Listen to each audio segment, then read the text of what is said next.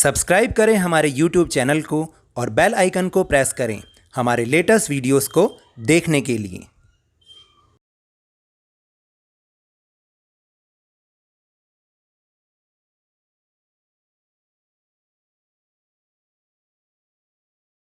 Hello and welcome to Lavneesh sir की class. आज की वर्कशीट नंबर 19 जो कि कक्षा 10वीं के लिए है, ये आधारित है भारतीय अर्थव्यवस्था के क्षेत्रक पर। अब हम कब से सुनते आ रहे हैं अर्थव्यवस्था अर्थव्यवस्था अर्थव्यवस्था। आखिर ये अर्थव्यवस्था क्या होती है? तो सीधी सी बात है कि जहाँ पर आर्थिक गतिविधि होती है वही अर्थव्यवस्था है, या फिर सीधे शब्दों में कहूँ तो जहाँ पर भी रुपयों पैसों का लेन देन हो रहा है, यानी जिन कामों में भी रुपये पैसों का लेन देन हो रहा है उसे हम आर्थिक गतिविधि कहते हैं और इसी व्यवस्था को हम अर्थव्यवस्था कहते हैं। हम अपने चारों ओर देखते हैं कि कोई ना कोई काम धंधा हो रहा है, हर व्यक्ति किसी न किसी काम में संलग्न है, यानी बिजी है। इनमें से कोई तो किसी वस्तु का उत्पादन कर रहा है या कहीं कहीं पर सेवाओं का सृजन हो रहा है, यानी सेवाएं की जा रही हैं। तो इन्हीं सभी कामों को हम कोई अपनी सुविधा के हिसाब से या कुछ मापदंडों के आधार पर कुछ समूहों में वर्गीकृत कर देते हैं, यानी बांट देते हैं, और इन्हें ही हम क्षेत्रक कहते हैं। यही है हमारे भारतीय अर्थव्यवस्था के क्षेत्रक। तो चलिए आपका परिचय करा दूं अपनी इस भारतीय अर्थव्यवस्था के क्षेत्रकों से। हमारी भारतीय अर्थव्यवस्था के 3 क्षेत्रक हैं, यानी जितने भी काम धंधे हो रहे हैं उन सबको हम 3 समूहों में बांट लेते हैं। पहला क्षेत्रक, जिसे हम प्राथमिक क्षेत्रक भी कहते हैं, ये वो क्षेत्रक होता है जिसमें प्राकृतिक संसाधनों का प्रयोग करके वस्तुओं का उत्पादन किया जाता है, तभी तो हम इसे प्राथमिक क्षेत्रक कहते हैं। यानी इसका संबंध सीधे सीधे प्रकृति से होता है। जैसे कृषि, यानी हम खेती बाड़ी करते हैं, मत्स्य पालन, मछली पालते हैं, या पशुपालन, खनन, मधुमक्खी पालन, मुर्गी पालन, वानिकी यानी वन से संबंधित जो भी काम धंधे हैं वो सारे के सारे इस प्राथमिक क्षेत्रक में आते हैं।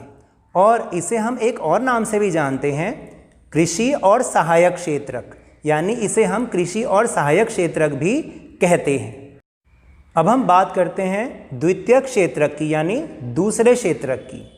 यानी ये वो क्षेत्रक है जिसमें प्राथमिक क्षेत्रक से वस्तुओं को लेकर नई वस्तुओं का विनिर्माण किया जाता है। यानी प्राकृतिक क्षेत्रक से कोई वस्तु ली, कच्चा माल लिया और उसका रूप बदल के, यानी उसमें कुछ ऐड ऑन करके उसे एक नया रूप दे दिया जाता है। इसको हम द्वितीयक क्षेत्रक कहते हैं। ऐसे काम धंधों को, जो इस तरीके के काम धंधे हैं, उन्हें हम द्वितीयक क्षेत्रक में सम्मिलित करते हैं। और इसे हम औद्योगिक क्षेत्रक भी कहते हैं। क्यों कहते हैं? क्योंकि इसके अंदर जितने भी कारखाने या फैक्ट्रीज़ हैं जहाँ पर मशीनों से कच्चे माल को तैयार माल में बदला जाता है, इसलिए इसे हम औद्योगिक क्षेत्रक भी कहते हैं। क्योंकि जितने भी उद्योग धंधे हैं, जितने भी फैक्ट्रीज़ कारखाने हैं, ये सब के सब इस क्षेत्रक में आते हैं।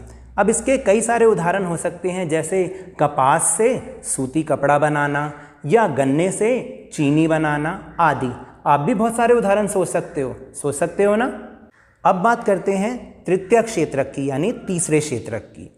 ये क्षेत्रक सेवा क्षेत्रक भी कहलाता है, क्योंकि जितनी भी सारी सेवाएं हैं वो सारी की सारी इसी क्षेत्रक में आती हैं। और ये जो क्षेत्रक है वो प्राथमिक और द्वितीयक क्षेत्रक के उत्पादन गतिविधियों में सहायता करता है।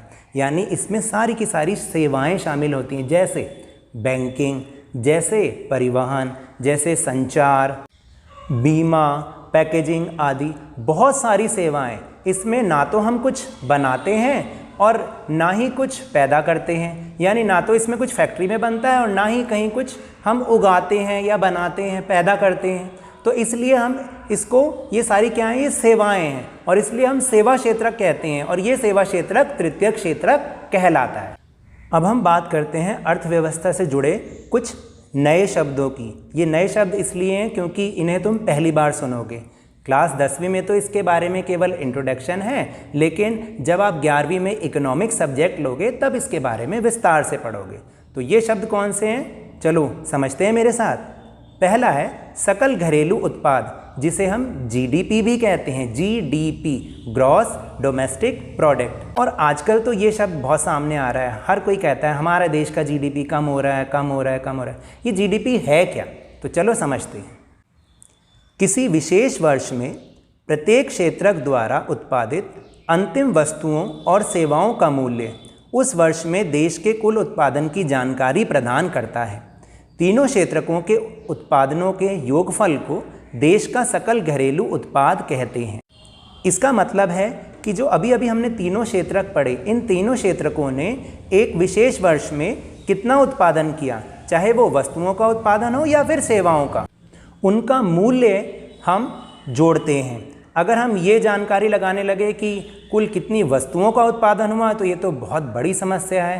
भाई कितने गन्ने पैदा हुए, कितना चावल पैदा हुआ, कितना गेहूं पैदा हुआ, और द्वितीय क्षेत्रक में तो बहुत सारी चीज़ें बनती हैं, सुई से लेकर तोप तक बनती है। तो ऐसे किन किन चीज़ों के उत्पादन की हम जानकारी प्राप्त करेंगे। इसलिए हम क्या करते हैं, उनके मूल्यों को जोड़ते हैं।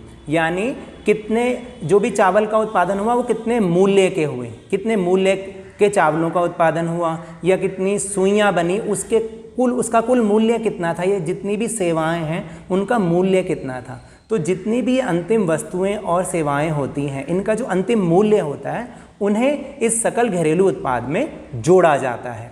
और इन्हीं तीनों क्षेत्रकों का जो योगफल होता है, जो भी अंतिम वस्तुओं और सेवाओं के मूल्य का योगफल होता है, उसे हम सकल घरेलू उत्पाद यानी जीडीपी, ग्रॉस डोमेस्टिक प्रोडक्ट कहते हैं। फिर है दोहरी गणना की समस्या। ये तब उत्पन्न होती है जब राष्ट्रीय आय की गणना के लिए सभी उत्पादों के उत्पादन मूल्य को जोड़ा जाता है, क्योंकि इसमें कच्चे माल का मूल्य भी जुड़ जाता है। इसके लिए इसका जो समाधान इस तरह से किया जाता है कि इसलिए केवल जो अंतिम उत्पाद होता है यानी फाइनल प्रोडक्ट होता है, उसके मूल्य की ही गणना हमेशा की जानी चाहिए। तो इसको हम एक उदाहरण से समझ सकते हैं। जैसे एक बिस्कुट बनाने वाली फैक्ट्री है, अब उसने एक वर्ष में कितने बिस्कुटों का उत्पादन किया, उसका मूल्य जोड़ा जाएगा। ये तो हुआ अंतिम उत्पाद का मूल्य। लेकिन यदि वो इसकी जगह वो उसके अंदर कितना आटा लगा, कितनी रुपए की चीनी लगी, या जो उसके अंदर फ्लेवर डाला, उन सब के मूल्यों को भी वो जोड़ लेता है। तो इसे कहते हैं हम दोहरी गणना की समस्या। क्यों? क्योंकि ये देखिए, हम इसमें बिस्कुटों का भी पैसा जोड़ रहे हैं और जो उसके अंदर आटा, चीनी या जो भी कुछ फ्लेवर उसमें डल रहा है उसके पैसे भी जोड़ रहे हैं। तो ये तो डबल काउंटिंग हो जाएगी और इससे जो भी जोड़ आएगा वो गलत ही आएगा। यानी जब हम इसको हम राष्ट्रीय आय में जोड़ेंगे तो हमारी राष्ट्रीय आय बढ़ जाएगी, जबकि ऐसा तो होना ही नहीं चाहिए। इसलिए केवल जो अंतिम उत्पाद होता है, फाइनल प्रोडक्ट होता है, उसी का मूल्य ही जोड़ा जाता है। अब नीचे की ओर देखते हैं, थोड़ा सा नीचे चलते हैं। वहाँ पर दो सारणियाँ बनी हुई हैं, दो टेबल्स बनी हुई हैं, जिसमें सकल घरेलू उत्पाद में क्षेत्रकों का हिस्सा लिखा हुआ है और रोजगार में विभिन्न क्षेत्रकों का हिस्सा, यानी दो टेबल्स बनी हुई हैं। तो पहले अगर हम देखें तो जो सकल घरेलू उत्पाद में किस क्षेत्रक का योगदान कितना है वो दे रखा है। इसमें 2 वर्ष की तुलना दे रखी है, एक तो 1971-72 और फिर 2011-12 की। अगर हम देखें कि सकल घरेलू उत्पाद में प्राथमिक क्षेत्रक जो कि 1971-72 में लगभग 40% था, अभी लगभग 15% रह गया उसका योगदान। द्वितीय क्षेत्रक का लगभग 25% था, अभी भी लगभग 25% ही है। और तृतीय क्षेत्रक जो कि 1971-72 में लगभग 35% था, अब वो 2011-12 में वो लगभग 60% हो गया। तो आपने ये देखा कि इस समय यानी वर्तमान समय में तृतीय क्षेत्रक का योगदान जीडीपी में, सकल घरेलू उत्पाद में बढ़ता ही चला जा रहा है। फिर हम रोजगार वाली तालिका देखेंगे, रोजगार में विभिन्न क्षेत्रकों का हिस्सा। तो उसमें भी हम 2 वर्षों की तुलना कर रहे हैं, 1972-73 और 2011-12।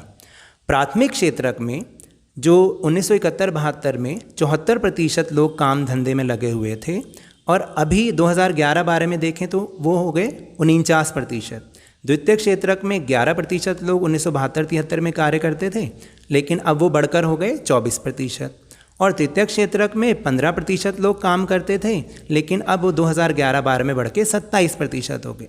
लेकिन आपने अभी भी देखा कि प्राथमिक क्षेत्रक में लोग अभी भी ज़्यादा लगे हुए हैं। तो उपरोक्त सारणी से ये स्पष्ट हो जाता है कि द्वितीयक क्षेत्रक और तृतीयक क्षेत्रक का सकल घरेलू उत्पाद में योगदान 3/4 है, जबकि वह कार्यशील जनसंख्या की लगभग 50% आबादी को ही रोजगार प्रदान करते हैं। और इसमें आप अगर और पढ़ें इसके इन तालिकाओं से जो हमें और फैक्ट्स मिलते हैं वो ये है कि पिछले कुछ सालों में अर्थव्यवस्था की प्राथमिक क्षेत्रक पर निर्भरता तो कम हुई है, परंतु अभी भी कुल कार्यरत जनसंख्या के लगभग 50% आबादी को ये प्राथमिक क्षेत्रक रोजगार प्रदान करता है। तो इसका अर्थ ये है कि कृषि में आवश्यकता से बहुत ज़्यादा लोग कार्यशील हैं, यानी लगे हुए हैं। दूसरे शब्दों में हम ये कह सकते हैं कि कृषि क्षेत्रक में लगे लोग अल्प बेरोजगारी की समस्या का सामना कर रहे हैं। ये बेरोजगारी छिपी हुई होती है। इस प्रकार की बेरोजगारी को हम छिपी हुई बेरोजगारी कहते हैं। ये छिपी हुई बेरोजगारी या अल्प बेरोजगारी क्या होती है, इसको अब हम समझते हैं। जैसे एक खेत में एक परिवार के 10 लोग काम कर रहे हैं। अब अगर यही काम 5 लोग भी करेंगे तब भी वो उतने ही समय में होगा और उतने ही स्पीड से होगा और उतना ही उत्पादन होगा जितने कि वो इस समय 10 लोग कर रहे हैं।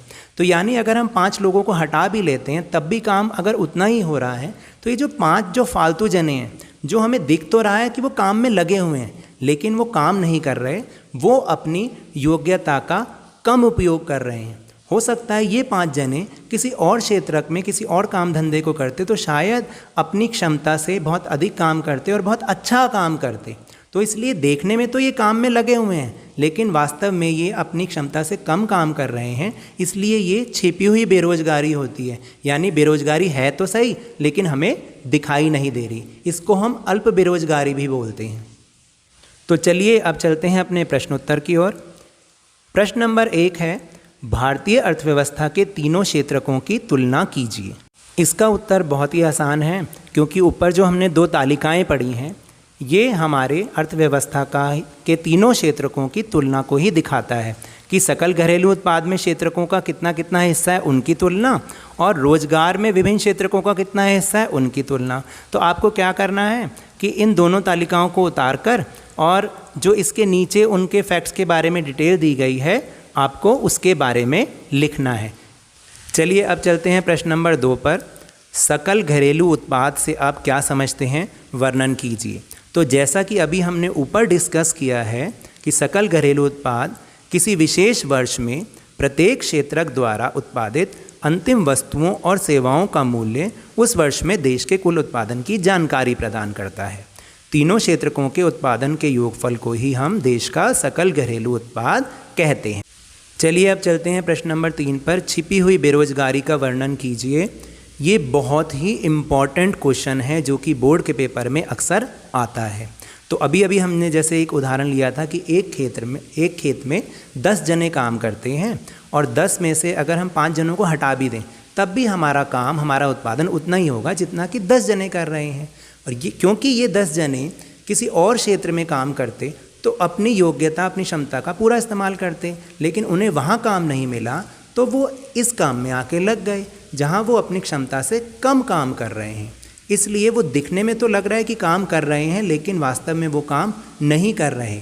तो बेरोजगारी है तो सही लेकिन हमें वो नज़र नहीं आ रही। तो इसको हम छिपी हुई बेरोजगारी या अल्प बेरोजगारी या प्रच्छन्न बेरोजगारी भी कहते हैं। कभी कभी इसे हम मौसमी बेरोजगारी भी कहते हैं, यानी जब किसी व्यक्ति के पास साल के कुछ ही दिन काम होता है और बाकी दिन वो बेकार होता है, तो इसलिए हम इसको मौसमी बेरोजगारी भी कह देते हैं। यानी किसी विशेष मौसम में तो उसके पास काम है, बाकी सारे दिन काम नहीं है, तो इसलिए हम इसे मौसमी बेरोजगारी भी कहते हैं। चलिए अब चलते हैं आखिरी प्रश्न की ओर। 2011-12 में सकल घरेलू उत्पाद में अर्थव्यवस्था के किस क्षेत्रक का योगदान सर्वाधिक है? तो अभी हमने ऊपर वाली तालिका में पढ़ा था कि तृतीय क्षेत्रक 2011-12 में लगभग 60% अपना योगदान दे रहा है। तो तृतीय क्षेत्रक का योगदान लगभग 60% है। मैं उम्मीद करता हूँ कि आप मेरे इस तरह समझाने से थोड़ा बहुत भी समझे होंगे। अगर थोड़ा बहुत भी समझे हैं तो इस चैनल को सब्सक्राइब कीजिए, लाइक कीजिए और ज़्यादा से ज़्यादा शेयर कीजिए और मेरे साथ इसी तरह वर्कशीट को समझते रहिए और हाँ, ध्यान लगाकर पढ़ते रहिए। धन्यवाद।